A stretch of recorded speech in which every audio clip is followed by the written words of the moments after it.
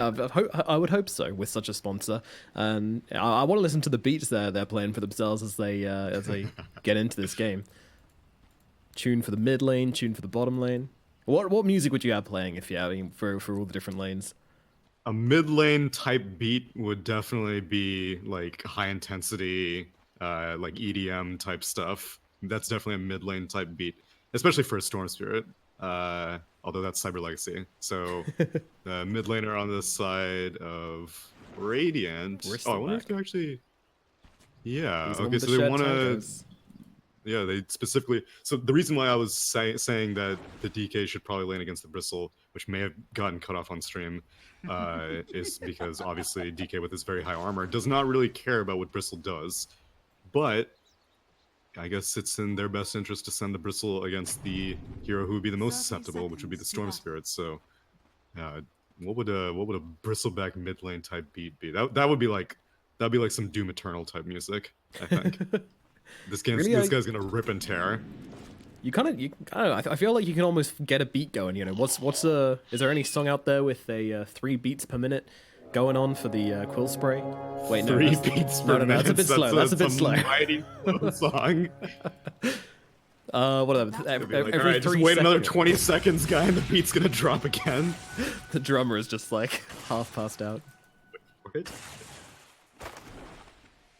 2 and 2 runes, it appears, or did one of them get denied? Okay, yeah, 2 and 2 runes. So Palantimos is going to be on the Prophet, and it's just going to be a 2-on-2 lane setup. DK is going to be with his Disruptor in the top lane, and they'll be laning up against his Weaver Grimstroke, which does seem like a pretty irritating lane.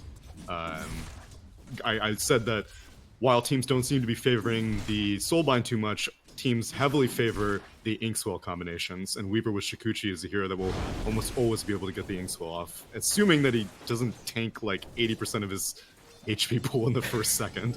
Yeah, that was pretty brutal. He gets really beaten down by Arzik and Last Hero to start this off. The Fire Breath, the Lightning Bolts, and just general right clicks coming in his way. Oh god, I need to kind of learn how to pronounce this Weaver's name quickly. His name is Polkovnik Mamontov.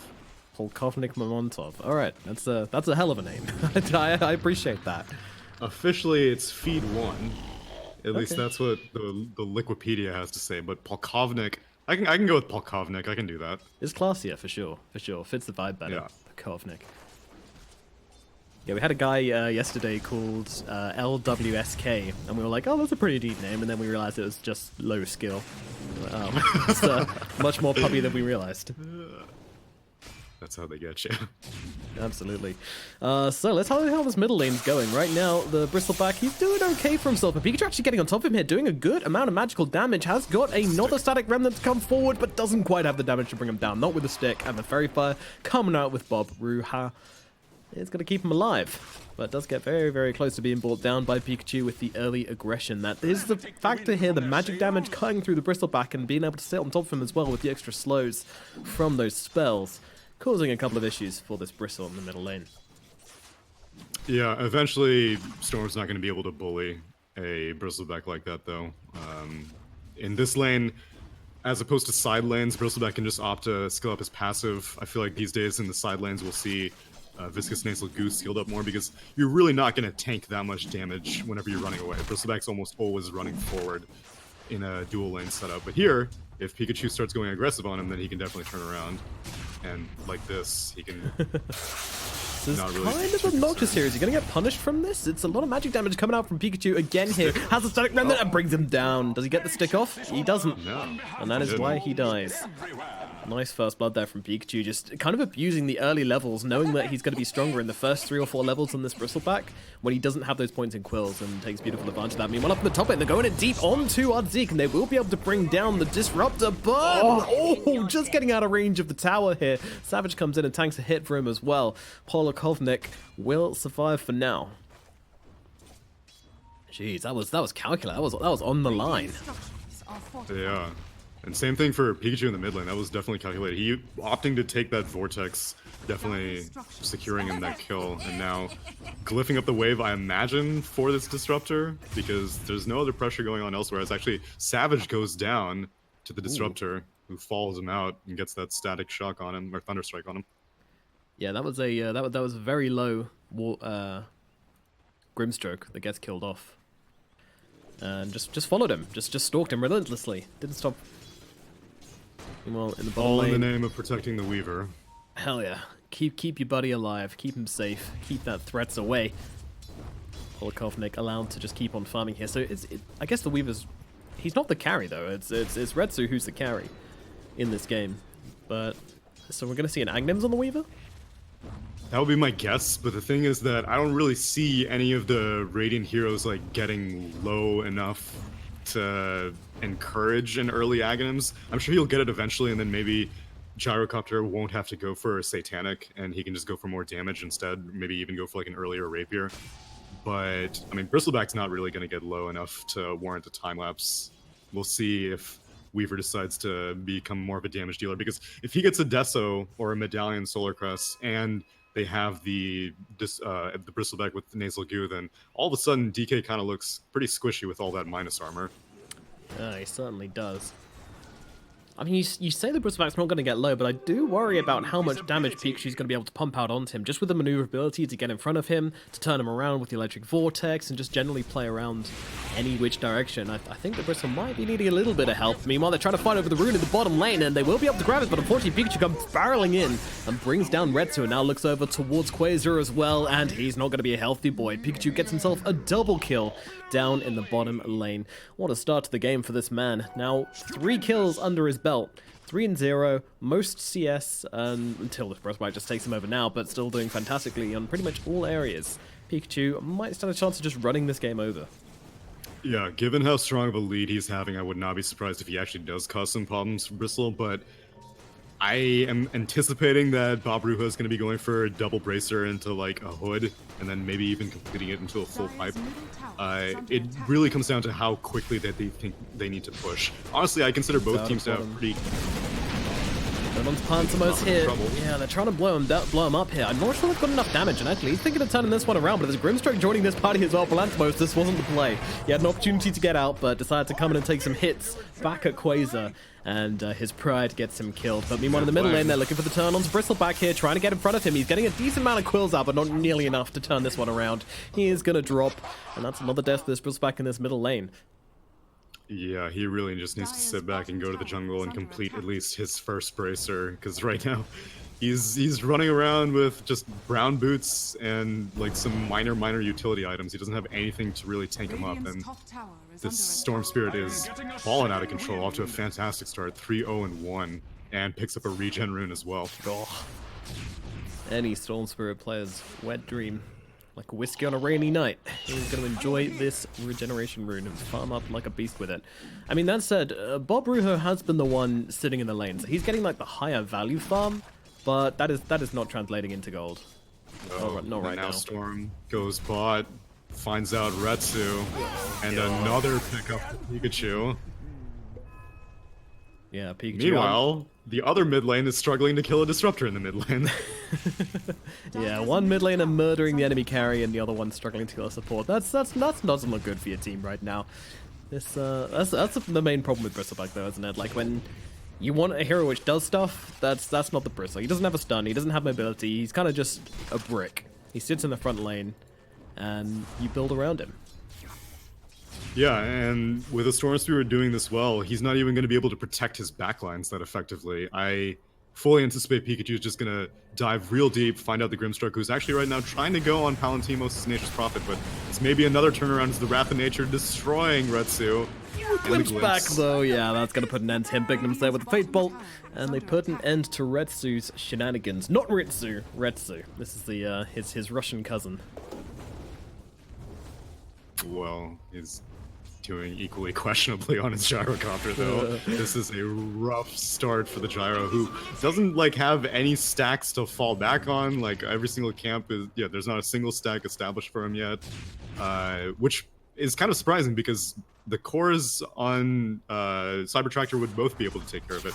The Bristleback and the Gyro would be more than happy to take care of some stacks, but these supports are being run ragged, having to teleport from lane to lane, and now Polkovnik has come mid. Runs into Arzeek, but Arzeek is invis. Kind of bumbles into an sentry rune. This man is carrying the hopes and dreams of the Tractors on his shoulders right now, I feel. And this might not be the play to carry those hopes and dreams forwards here. Oh, God. That was surprising. I mean, he was specifically trying to chase... Oh, I think I know what happened. I think he wasn't expecting Storm Spirit to show up, and he was expecting Arzeek's Invis Rune to timeout, and he could have just gotten an easy kill onto the Disruptor, but then enter Storm Spirit, and now freaking 5-0-1 at 9 minutes into the game on the Storm Spirit. Meals on wheels at this stage. Meanwhile, they're going on to Savage in the bottom lane. He pops the Ink Spell on side himself, but unfortunately they space it out perfectly, and Savage might just get dropped here. Does manage to get off the ultimate before he goes down, but unfortunately he's just onto the one hero here. Kolokovnik turning into this one as well, along with Bob Ruha. Do they have the damage to get through last hero, though? That physical resistance doing great work versus the Quills, but they are trying to stack up, and in comes Pikachu, holding back the Bristle. Weaver looking forward for more here. Goes for the Courier, can't decide where to get the Courier or the hero, and in the end will end up doing not much. He's doing no damage to last hero, who turns around with the stun, gets the kill. Last hero turning up in style, and Retsu, he's just going to be another corpse onto the body pile being built up by Cyber Legacy in this bottom lane. Oh, dearie me. 13-2, pre-10 minutes. Bro, this is outrageous. This Tractor needs fixing, Tsunami. It's broken. This is off the rails. They need spare tires, new oil, the whole 9 yards, because this is... I don't even really see an easy way for them to get back into the game, because they're going to lose so much of their map control that Nature's Prophet is just going to spend all his time farming the enemy jungle. DK doesn't even have anything. DK has treads and a bracer, and he has 1500 HP, and he was the safe lane carry, so it's kind of warranted that he's a high level. But still, like, if it's this difficult for them to deal with a DK now, it's only going to get harder whenever he finally completes like some more tankability items, which isn't even happening right now. He's just going for initiation. Right now he's just going for the Shadow Blade, which I think is going to be great. Initiation, some quick follow-up for the Storm Spirit, or maybe even initiate before the Storm Spirit enters the game, which, I mean, Pikachu is already far into the game with just 2 Null Talismans working on his Kaya and nearly 5k net worth right now. Yeah, and there's no core on the side of Cyber Tractor, which is even remotely close to touching the Golden Boys on the side of Cyber Legacy. Bob Ruha, there is now their only hope. The last time I said that, someone got instantly murdered, so I'm hoping the same thing doesn't happen to the poor Bristleback here. But they are circling around. Pikachu making his way over. He's got the zip forwards. Bob Ruha maybe in some trouble. Phantomos TPing in for this one as well. They have him dead to rights. Okay, I'm just going to stop talking about heroes on the side of Cyber Tractor's side, but they're trying to make this happen here in the double chain frost, along with the double gaze coming through. That's kind of cute. I'm going to grab them 2 kills. Maybe make it 3. They get Pikachu as well. Nicely done. The combo comes out. The damage comes in, and down goes Cyber Legacy's hero. Bignum going to be the +1 on this one. It's a 4-man kill in the middle lane for Cyber Tractor. They found some fuel, Tsunami. This was the whole reason they drafted the Grimstroke and the Lich, is that in a team fight situation, they definitely have superiority. And it was potential for Storm Spirit to actually still clean up afterwards, but I don't think Pikachu realized that Tractor had put the Phantom's Embrace on him. And so he was just so focused on trying to finish off the Grimstroke, he didn't even realize that he was silenced, couldn't ball lightning out, and a very lucky Chain Frost bounce ended up going back to the Storm Spirit. Otherwise, he probably wouldn't have died, but, I mean, that's really the only thing you need to respect in these first 20-25 minutes is Soulbind into Chain Frost. The Gyro's not a problem, the Bristle's not a problem, the Weaver's not even really a problem. All you need to be concerned about is just 2 relatively high cooldown ultimates.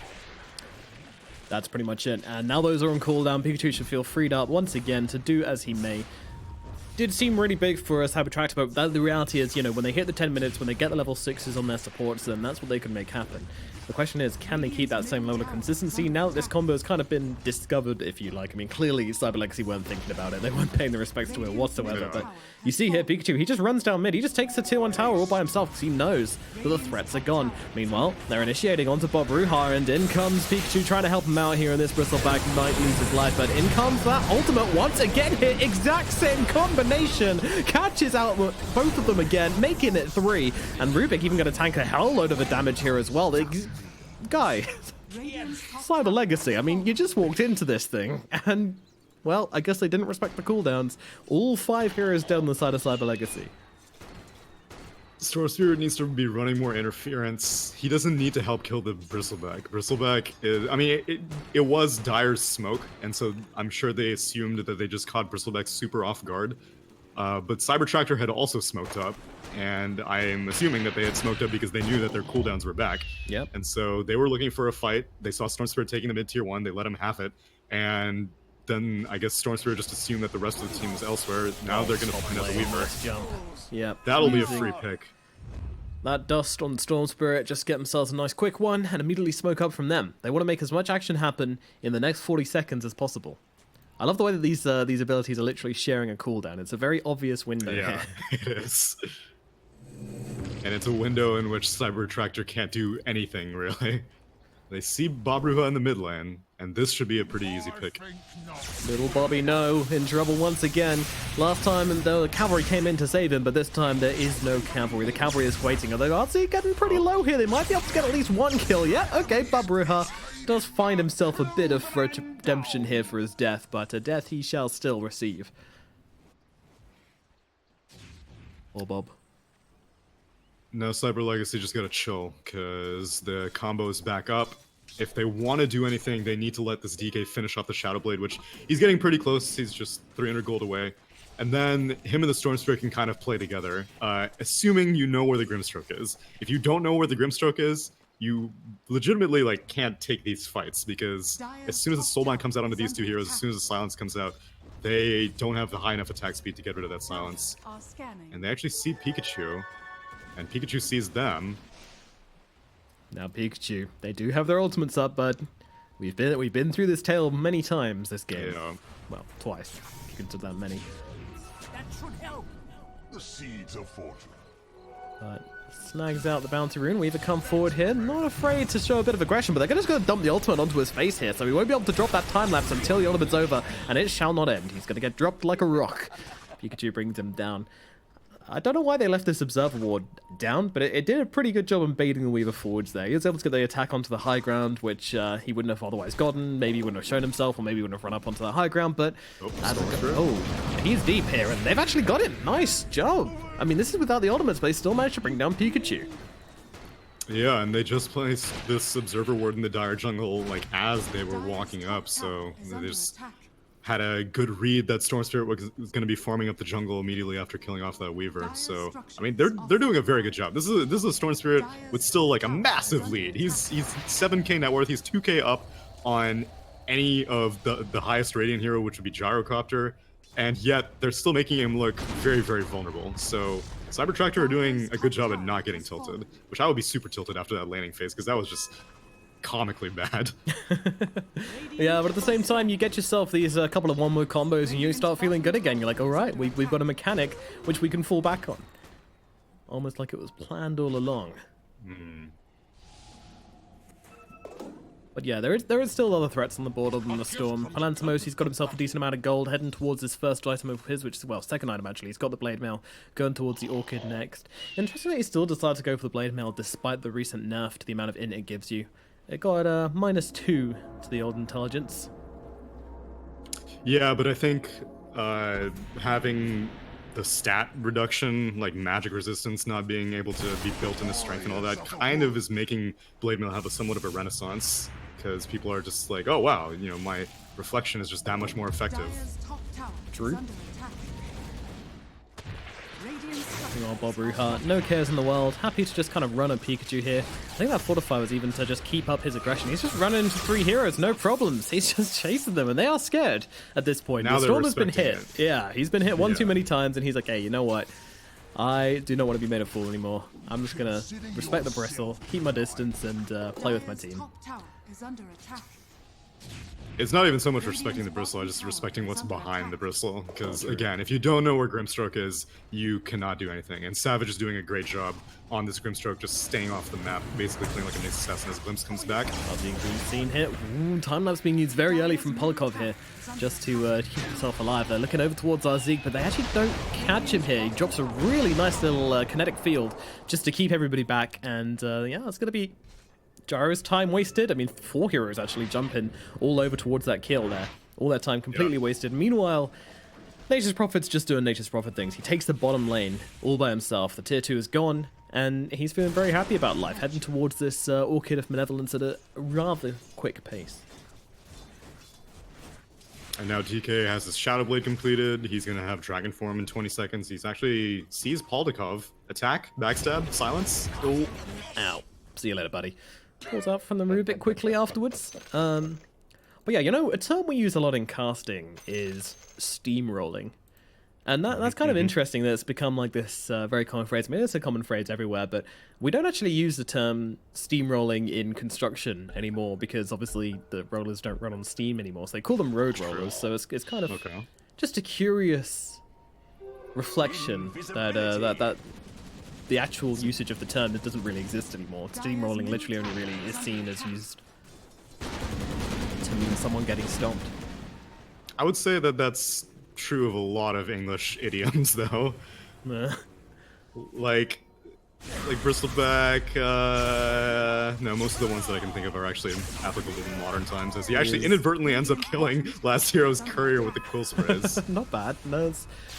Well, no, pretty bad, but he still died a horrific death. But you find something.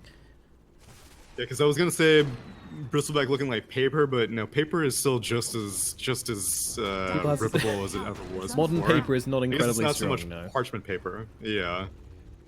Although put it together and it's pretty strong. I think that's a message to be sent to TRAKTOR here, guys. Together, you are strong, but individually you are paper. You can be ripped, but you try ripping a phone book in half. Well, that's actually like surprisingly easy. That's the thing that people say is easy, is they actually get a kill on Polkovnik with that Orchid reveal of Palantimos in the bot lane.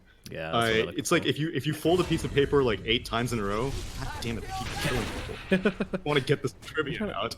Yeah, which we're trying to enjoy the Tsunami trivia, and these guys just go and play in some Dota in front of us.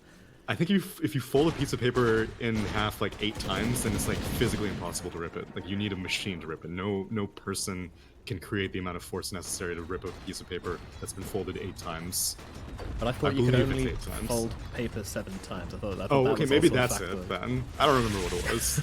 Jumping onto gyro? the, yeah, they've got the Frost Shield out to try and keep him alive a little bit longer, and he's popping those jumps as well, trying to turn around actually onto Bignum under the tower. He's going aggressive onto this, but it is not going to work out for him. He is going to get killed off. Meanwhile, as the Lich gets himself away, Kaiser. Stupendous. Yeah, there's a lot of British idioms though, which, well, English idioms actually. I'm sure they're used everywhere, which have some very strange origins. I think "clean as a whistle" is an interesting one to talk about. Yeah, I mean, whistles aren't clean. No, you put them in your mouth a lot. Yeah, so that's been the confusing thing for many people. But actually, when you look back through history and how it was originally conceived, there's actually references to really early poetry. Robbie Burns, Rabbie Burns, sorry, the Scottish poet, described someone being beheaded as the sword swished like a whistle. Okay. And then someone else translated that as he beheaded him, clean as a whistle. So they think that might be where clean as a whistle actually came from. So it's nothing to do with whistles which you blow through. They weren't invented back then. But actually something whistling through the air to behead someone specifically. So I see. pretty grim. I can see the application of it though. I mean, I think you gotta have a bloodless guillotine probably if it's gonna be as aerodynamic to make those noises. Yeah, but yeah, pretty swishy. And then there's 2 birds, 1 stone as well. It's another interesting one. A lot of people think that involves somehow skimming a rock skillfully over 2 birds' head to kill them both, or crushing 2 birds under 1 giant rock. But that's not actually true. It's obviously from back in the days, people didn't have bows and arrows, but they had slings was a more common way to hunt.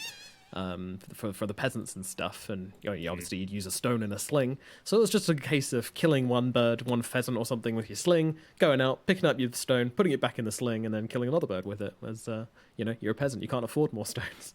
So it's not high skill, it's more efficiency. The idiom is trying to get across, because high skill would be 1 slinging and it's somehow like witch doctor ricochets off of 2 birds and you get 2 kills. Somehow scalps them both.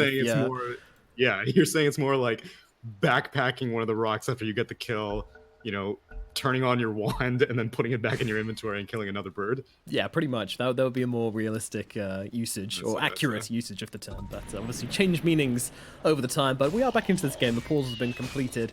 And yeah, still a significant lead for Cyber Legacy. I mean, they might have taken a couple of questionable fights, but they're still super in control of this game. They got a kill advantage, they got huge net worth advantage, they've got a silence complete on the Nature's Prophet, which just does wonders for their team, gives them kill opportunity onto this Weaver, which is basically, and the backlines I think is really important to mention as well. You know, you just get a silence onto the Grimstroke, kill him off, or even just silence them for cancel their combo out.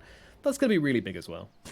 Yeah, I think that's the main thing. Palantimos' responsibility this game is just to make sure that this combination is as mitigated as possible. If he somehow walks into it, then he can activate the Blade Mail, and at least he'll be able to kill off the supports, even though they do get the combo off. But ideally, he's going to teleport behind, get the silence off, and then Stormspirit can come blazing in, or the DK with the Shadow Blade. And both the Nature's Prophet and the DK are gearing up for a BKB, so maybe they'll just face tank the combination if they do get it off on Cyber Tractor.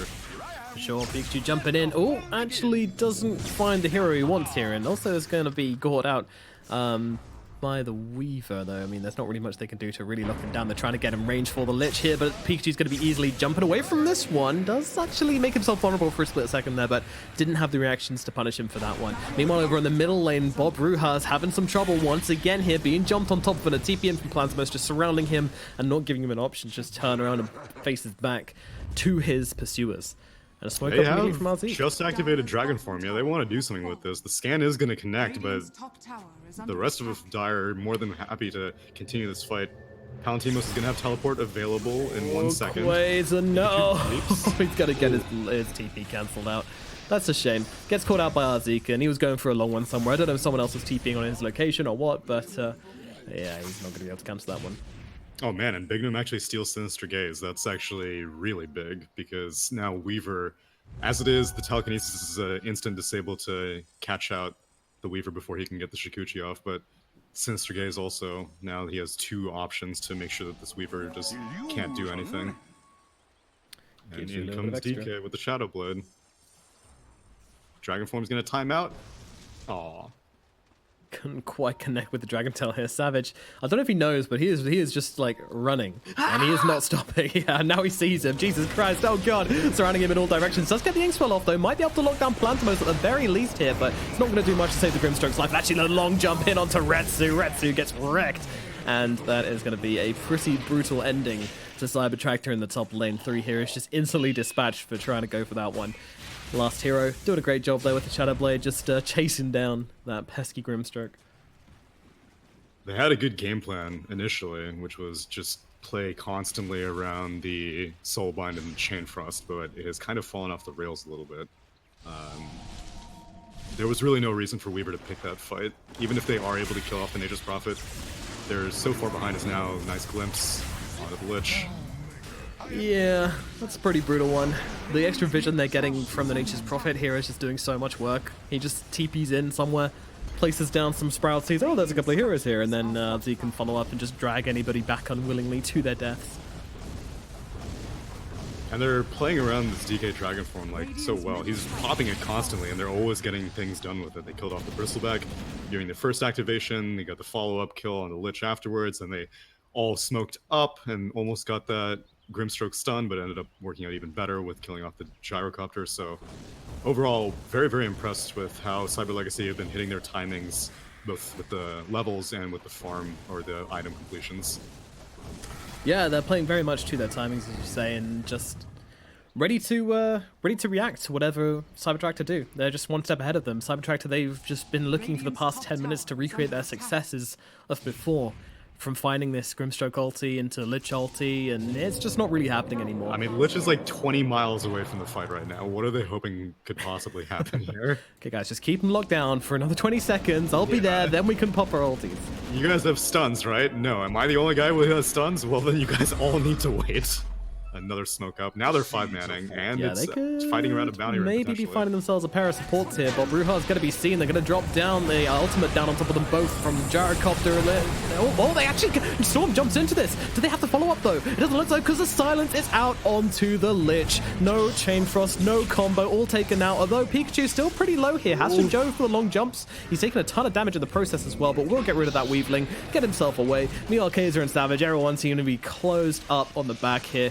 Well, Brujar just held still by Palantimos, taking the long chunks away of him. Meanwhile, Pikachu goes in deep, finds the Weaver. Beautifully done. I mean, that's exactly what we were talking about. The Prophet jumps in the back lines, gets the silence out onto the Lich, and all of a sudden your entire combination, your entire game plan is just out the window. And what do you do from there? Yeah, despite being nearly probably like 15k net worth before that fight, they almost killed the Storm Spirit just with the Soulbind. They didn't even get the Chain Frost out. So that's just how critical it is to get both ingredients in the team fight. But Pikachu narrowly escapes, regens up with that Bloodstone, and then comes back and finishes off the Weaver. It's overall, like, I'm very impressed with the way that Cyber Legacy have been playing. And I see glimpses of greatness with Cyber Tractor, but I think they are feeling kind of panicky with how far behind they are, and they're just not being able to find the fights that they're hoping to. Which, I mean, now that the BKBs are out on Cyber Legacy, even if they do find an ideal fight, at best they'll be able to kill off the Storm Spirit, but the DK and the Nature's Prophet are probably just going to keep on plowing through the rest of the fight. Yeah, apparently, this is the most skewed odds I've ever seen, but apparently, if you bet on Cyber Legacy earlier on in this game, then you had a 1.0001 return. So like if you bet like $1,000, you'd see like a penny back. Pretty sick. Pretty sick. Those are solid returns, better than what the market's probably doing right now. Yeah, true. Better than putting money on oil. Again, a double. But at the same time, you're probably gonna lose it if you bet on the other thing, because I think those odds were warranted based off the play. Like I would say that the draft of Cyber Tractor is probably what was carrying them through those early couple of fights, but all the lanes seemed pretty heavily Cyber Legacy favored. The players, I'm far more familiar with the Cyber Legacy players than I am the Cyber Tractor players, so I imagine that this is the kind of team that we'll see maybe come to prominence in the next DPC season in like one of the lower division kind of things. But Cyber Legacy's been around, RZ has obviously definitely been around, as well as the rest of the team. So I think the odds are somewhat based on statistics. Oh yeah, for sure. I mean, Cyber Legacy could have maybe been in Division 1, but didn't quite make it there this time around. But yeah, I imagine it's them or Team Empire Hope who we're really looking at to be the winners of the CIS region. Meanwhile, over on the other side, we've probably got Viking and Aggressive Mode being the two top dogs over there, so it's going to be interesting to see who comes out ahead of those. Although, that said, Aggressive Mode did lose their series versus YOLO Knight, so... Aggressive Mode consistency is an enigma. No one really knows what makes them win and what makes them lose, because sometimes they'll beat top tier teams and sometimes they'll lose to YOLO Knight. True, and also you never know who's really playing for that team, especially right now. They are swapping it up. I mean, they were running some pretty interesting drafts the other day, I should say. But so were Viking. They ran Team Spirit, which is pretty fun. Oh yeah, that's true. I love the creativity.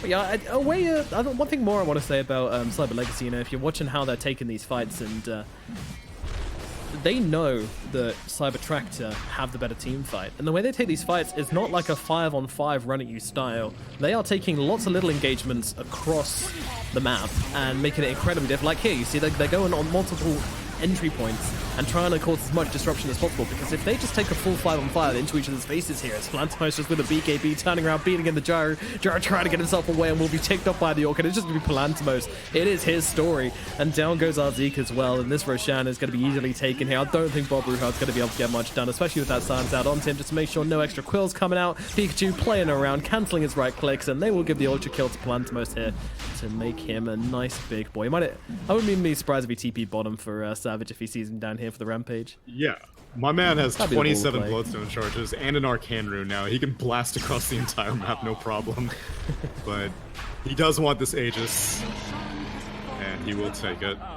Another solid fight coming out from Cyber Legacy. Yeah, I definitely agree that part of it is the fact that they know that they have such a massive net worth advantage that they don't need to be 5-man grouped up to win a fight. They can send like a squadron of 2 heroes to kill off 1 core and then let the supports take care of the Cyber TRAKTOR cores. But definitely the structure is strong on Cyber Legacy and how they're approaching these team fights. Yeah, they are looking very, very tight here. And it's probably just a case of finishing up this game. As long as there's no major mistakes from them, then they should keep it all together and have a nice, smooth exit. I think... Yeah, I mean, the only thing that could go really wrong for them is some kind of, like, crazy combo. But yeah, I think even now they survive through the chain for us because of the BKBs. Like, their main heroes are going to be fine from the combination of the Grimstroke and the Lich, so they're not even worried about that anymore. Gyrocopter finishes off a Aghanim Scepter. Great. I'm very curious what Weaver's build would have been if he got farmed, though. Like, would he have gone for the Ags? Now they just straight up statics on the Bristleback and... Survives through it, and actually Pikachu's dropping pretty low on the front lines, but this is a guy with an Aegis, so he doesn't really mind, and Bubruha with the Glimpse is going to get finished off all the same. Pikachu just TPing himself back to base, with the Arcane Rune still running, can probably just go for a... Nah, he can't make it that far, actually, that's... He's buying some mangoes. He's got some mangoes, yeah, we'll see if he can do something silly here. I want to see it, Pikachu, come on. Ion Only Strike. 3 mangoes, come on. That's anticlimactic. It's not the play we're looking for here. Okay, alrighty, let's go. He's just going for the mid lane. Is he? No, he's going for the team fight. Mango's being eaten, in he comes, and he missed it. He's worth a shot. Yeah, he got to try for it. But Pikachu won't be able to find anyone in that situation. Look at this guy. He's coming forwards, killing. 43 mana regen with his 28 Bloodstone charges in the Orchid. Yeah, he's pretty baller. He is pretty damn mannery right now. Good luck. Good luck, Cyber TRAKTOR. Wonder... Yeah, they just don't have a counterplay. Like, I feel like, yeah, they're just kind of watching their base get destroyed. Alright, here we go.